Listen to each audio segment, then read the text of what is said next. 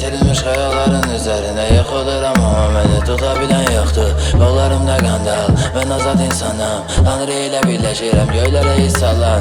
Onlar temiz insan olsa da kalıblar dalda. Çünkü kirliliğim aktarmır seviyemde şöhret ne pul. Kırılacak sonunda ruh ve ittireceğim ruhumu, ölür bizce kul.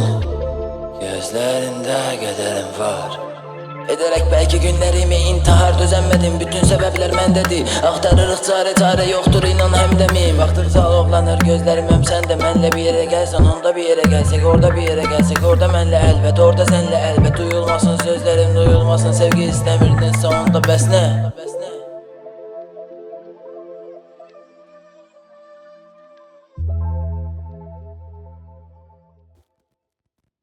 Bunların hamısı özünü adım sağ, ona geldim ben. Bakmırım üzerine, ne de bakmırım üzerine.